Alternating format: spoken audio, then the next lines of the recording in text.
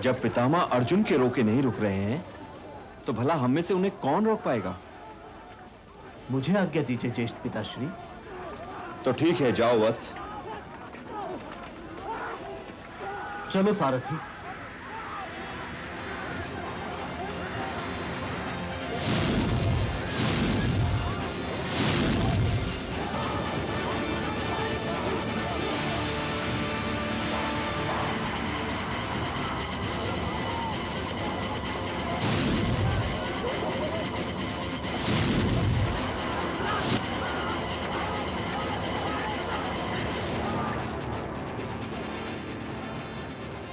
अपना परिचय दो बालक। मैं वासुदेव कृष्ण का शिष्य और गंगा पुत्र भीष्म के पौत्र अर्जुन का पुत्र अभिमन्यु हूं। ये वीर गति को प्राप्त होने की आयु नहीं है आयुष्मान। वीर गति को प्राप्त होने की कोई आयु नहीं होती पितामह, और यदि होती हो तो मैं कदाचित अभी उस आयु तक नहीं पहुंचा हूं। किंतु आप तो उस आयु की सीमा को पार कर चुके हैं पितामह, और फिर यह तो किसी भी योद्धा के लिए बड़े सौभाग्य का अवसर है कि उसे अपने जीवन का पहला युद्ध आपसे करना पड़े। इसलिए मुझे आज्ञा के साथ साथ आशीर्वाद भी दीजिए पितामह। हे विधाता, तू किस किस को मेरा प्रतिद्वंदी बना रहा है? सावधान वत्स, सावधान।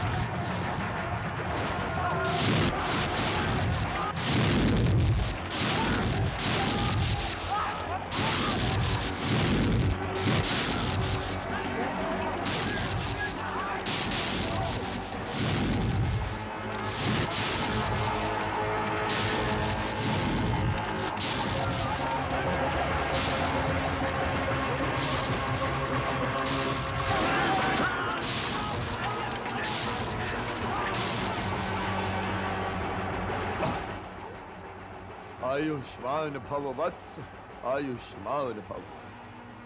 ये भरत वंश अर्जुन ही की भांति तुम पर भी सदैव गर्व करता रहेगा। तुम्हारे बाणों ने मेरी वृद्ध आंखों की ज्योति बढ़ा दी है वत्स। धन्य है वो वंश जिसमें तुम जैसे योद्धा ने जन्म लिया है।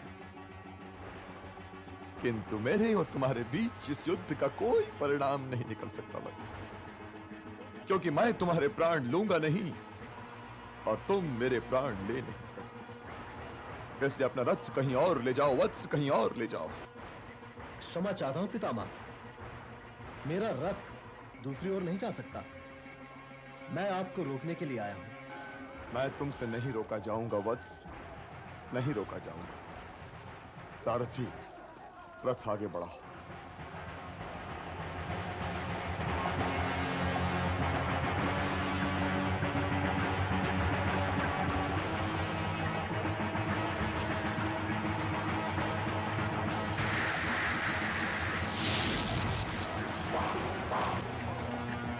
अर्जुन!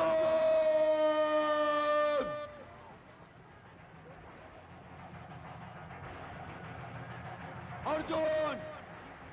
अपने पुत्र को ले जाओ, वो मेरा मार्ग रोक रहा है। पितामह, आप मेरे प्रधान सेनापति हैं या उन पांडवों के? सारथी, रथ पितामह की ओर ले चलो। बस कर वत्स, बस कर, रुक जा। मैं तेरी मृत्यु का कारण नहीं बनना चाहता।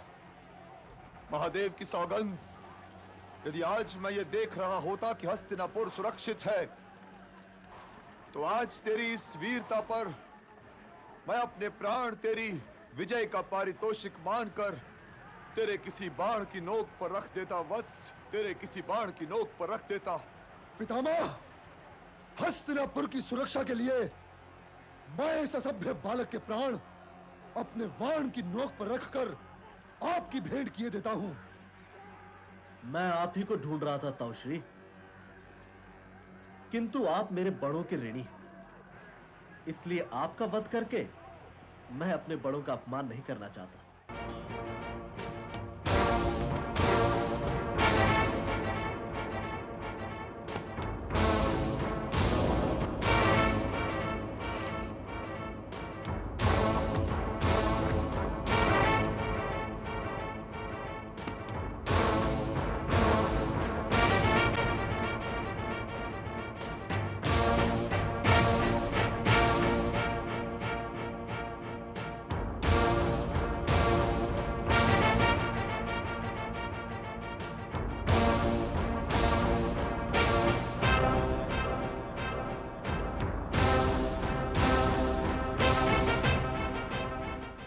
हे पवन देव, बीच रणभूमि में खड़े इस ज्येष्ठ पांडुपुत्र की ध्वनि इस रणभूमि में एकत्रित सारे रथियों, महारथियों और अतिरथियों के अतिरिक्त सारे सैनिकों तक पहुंचाने की कृपा कीजिए।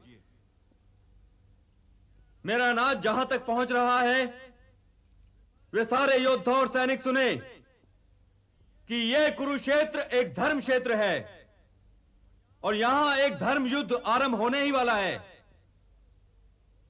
इसलिए मेरी सेना में यदि कोई ऐसा हो जो यह समझता हो कि धर्म हमारे प्रतिद्वंदियों के साथ है, तो निष्ठाएं बदलने का यही समय है। वे लोग हमें छोड़कर अनुज दुर्योधन की ओर जा सकते हैं,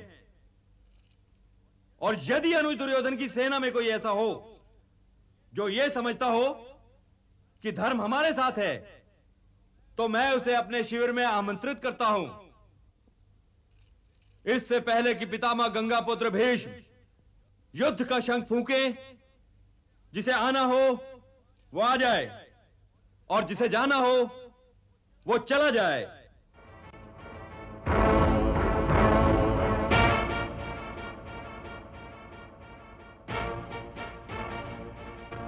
सारथी, हमारा रथ भ्राता युधिष्ठिर के शिविर में ले चलो। बदला पक्ष सुने धर प्रकाश की डोर, भाई भाई लड़ रहे, माता हो किस ओर,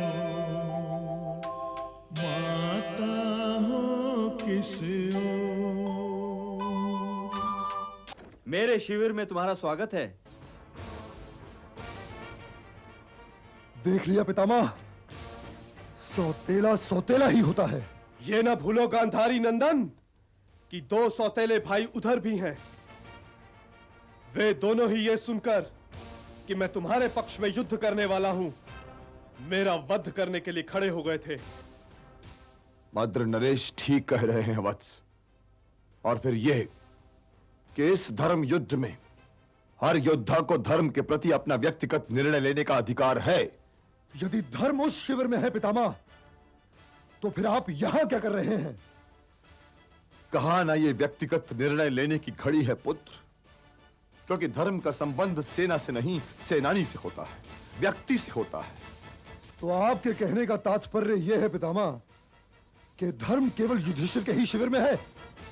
ये प्रश्न मुझसे ना करो पुत्र, ये प्रश्न मुझसे ना करो। ये प्रश्न करो अपने आप से, ये प्रश्न करो अपनी अंतरात्मा से, अपनी आंखों से अपने अभिमान और अपनी महत्वाकांक्षा की पट्टी हटाकर देखो पुत्र, तो तुम्हें तुम्हारी आंखें दिखला देंगी कि धर्म किस शिविर में है। हाँ,